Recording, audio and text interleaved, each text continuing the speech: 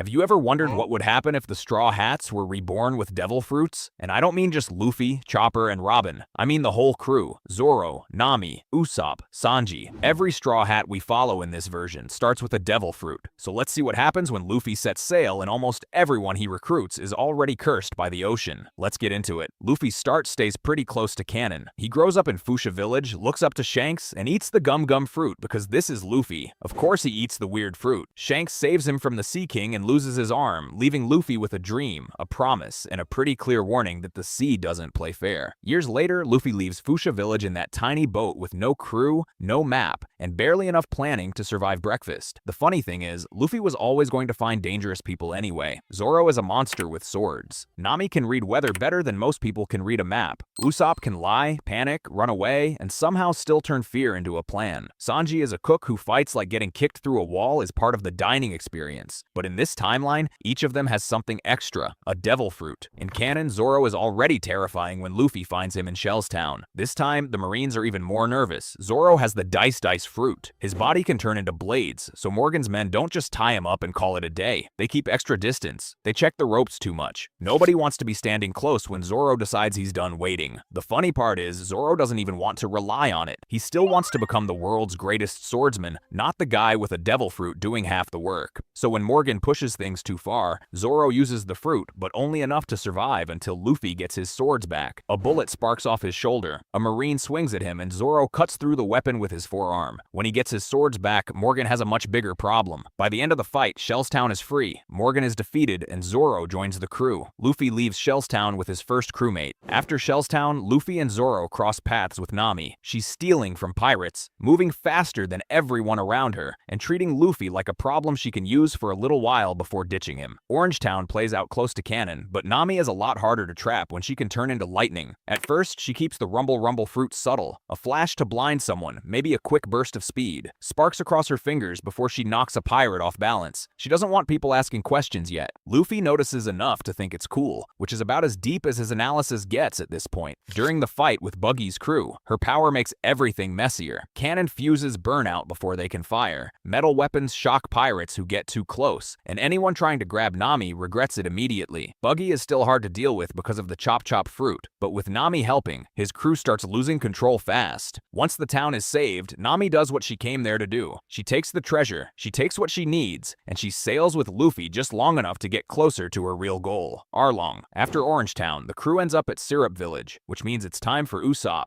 He's running through town yelling about pirates, telling stories nobody believes, and acting like Captain Usopp is already a legend. But this time, his lies have a little more bite. The mark fruit. Once Usopp touches or marks a target, anything he throws or shoots can chase them. And because this is Usopp, he turns that into theater immediately. He tells people he has cursed bullets. He claims no enemy can escape once Captain Usopp chooses them, and says he once hit a pirate ship from 3 islands away while blindfolded. That part was probably fake. When Kuro's plan begins, Usopp still tries to warn everyone, and just like before, nobody believes him. So Kuro's crew actually attacks, and suddenly Usopp's fake legend has to survive contact with real pirates. And Kuro is fast. Too fast for most people in Syrup Village to even track. But Usopp only needs one mark. The first shot misses. The second one almost hits. Then Usopp finally gets the mark on him. Pellets start curving back toward Kuro. Usopp is still screaming half the time, ducking behind cover and acting like he has a plan he definitely made up 3 seconds ago. But the shots keep coming. By the end of Syrup Village, Kaya is safe, Kuro is beaten, and Usopp joins the crew. After Syrup Village, the crew reaches the Baroque.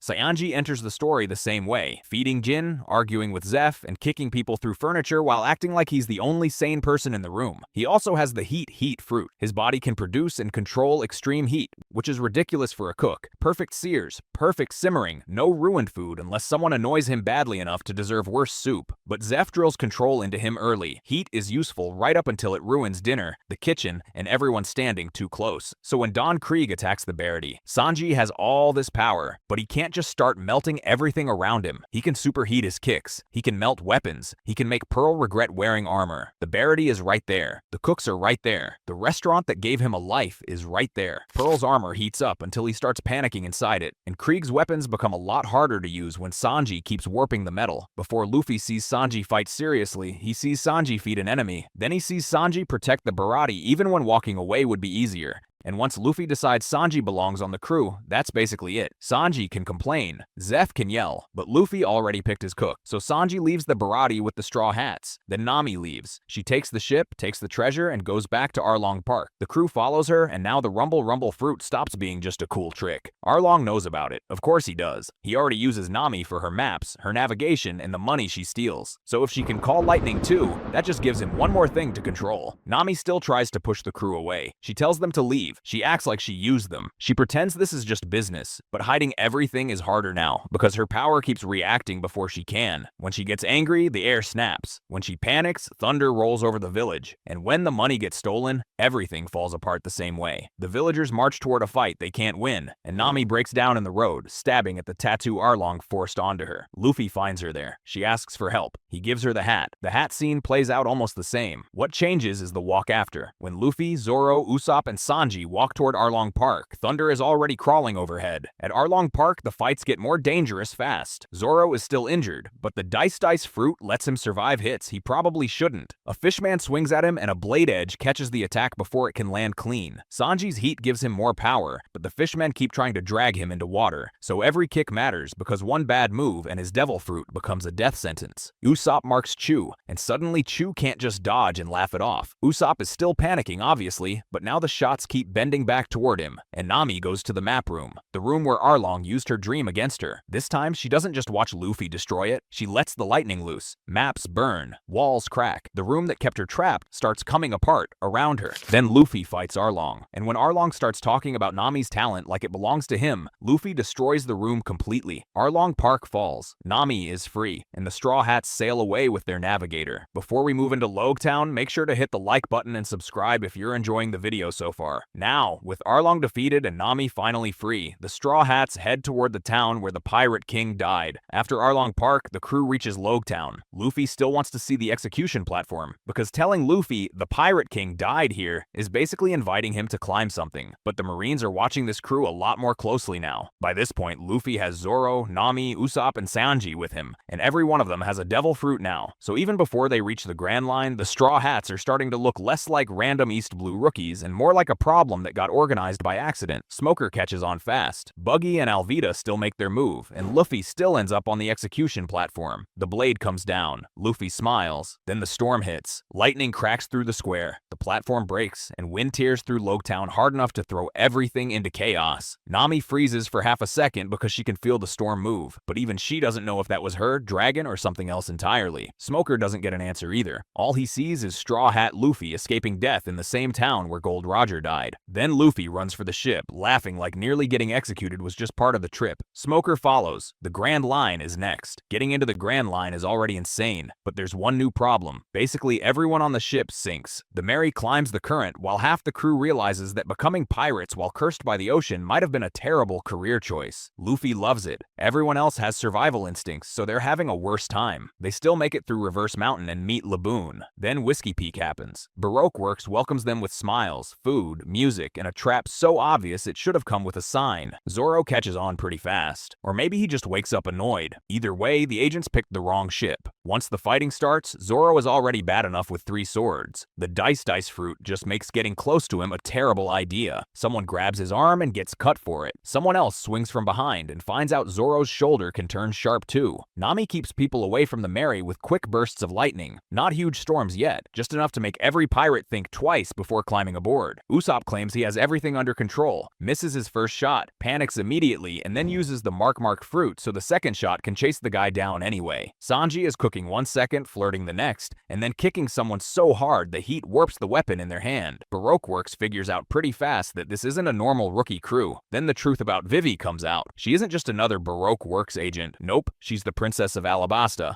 and her country is being torn apart from the inside. And behind all of it is Crocodile. On Little Garden, the crew runs into Dory and Brogy. Giants, dinosaurs, Baroque Works agents. So yeah, normal Grand Line behavior. The crew gets separated, Mr. 3 still gets involved, and the wax trap becomes the main problem. Zoro, Nami, and Vivi still get caught up in it, and Mr. 3 tries to turn the whole situation into an execution instead of a fight. The devil fruits help, but Little Garden is still Little Garden. Zoro can cut through a lot more with the Dice fruit, but Mr. 3 is annoying annoying because he doesn't fight straight. He stalls, traps people, and waits for the right moment. Nami's lightning helps against smaller enemies, but she has to be careful in the jungle. One bad strike, and suddenly Little Garden has a forest fire problem. And Usopp gets the biggest moment here. He already has the mark fruit, so his shots can chase targets, but Dory and Brogy show him something his fruit can't fake. They're real warriors, and Usopp knows it. He doesn't become brave overnight, but Little Garden gives him something to chase besides another lie. After Little Garden, Nami gets sick, so the crew has to find a doctor fast. That brings them to Drum Island. It's freezing, hostile, and dealing with Waypole, which is already a great start. This is where they meet Chopper. Chopper still has the human fruit, so his story doesn't change too much at first. He's still the reindeer who became too human for the herd and too strange for the humans. And when Luffy sees him, Chopper panics. Luffy, of course, immediately wants him on the crew. To Luffy, a talking reindeer doctor isn't scary. It's useful, cool, and honestly, that's all he needs. The difference in this timeline is that Chopper is joining a crew that already looks cursed from the outside. This crew already has a rubber captain, a swordsman who can turn into blades, a lightning thief, a sniper with tracking shots, and a cook with heat powers. So when Chopper thinks he's a monster, the Straw Hats are probably the worst people in the world to make that argument too. Wapol comes back for the castle, Chopper gets pulled into the fight, and Luffy handles it the only way Luffy can. By the end, Chopper makes his choice. He leaves Drum Island with Luffy, and the Straw Hats finally get their doctor. With Chopper aboard, the crew heads toward Alabasta, and Alabasta is already a disaster. Vivi's kingdom is falling apart.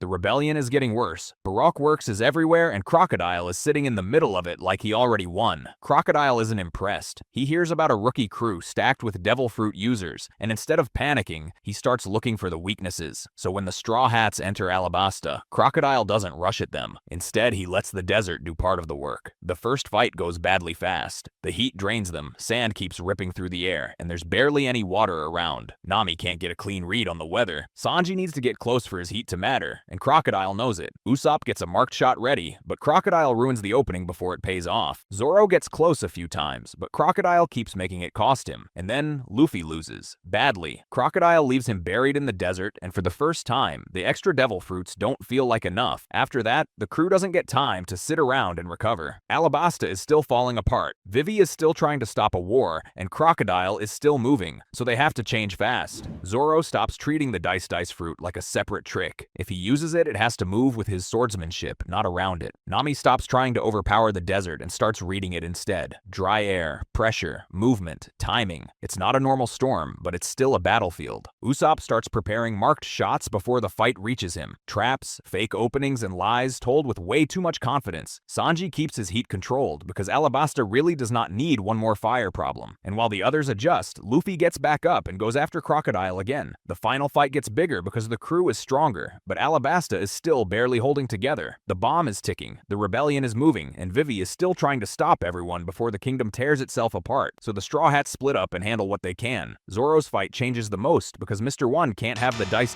fruit in this version, so instead, Baroque Works gives him sea stone-edged weapons. That makes the fight ugly fast. Zoro's blade body helps him survive, but every time those sea stone blades connect, his strength drops, so he can't just rely on the fruit. He has to win with his actual swordsmanship. By the end of the fight, Zoro cuts through Mr. One's weapons, breaks past the sea stone, and showing the fruit was never what made him dangerous. Nami still fights Miss Doublefinger, but now the Climattact is not her only weapon. Miss Doublefinger keeps pressing her, and Nami has to keep moving because one bad hit could end the fight fast. She can use lightning, but not carelessly. Not in the middle of a city full of soldiers, rebels, and dry air. So when Miss Doublefinger finally gives her an opening, Nami takes it. The lightning hits, and Miss Doublefinger goes down. Usopp still fights Mr. Four and Miss Merry Christmas with Chopper, and this fight is still a disaster in the most Usopp way possible. He gets knocked around, he panics, he lies. He sets up marked shots before anyone realizes what he's doing. Then when Mr. Four and Miss Merry Christmas think they have him cornered, Usopp uses the mark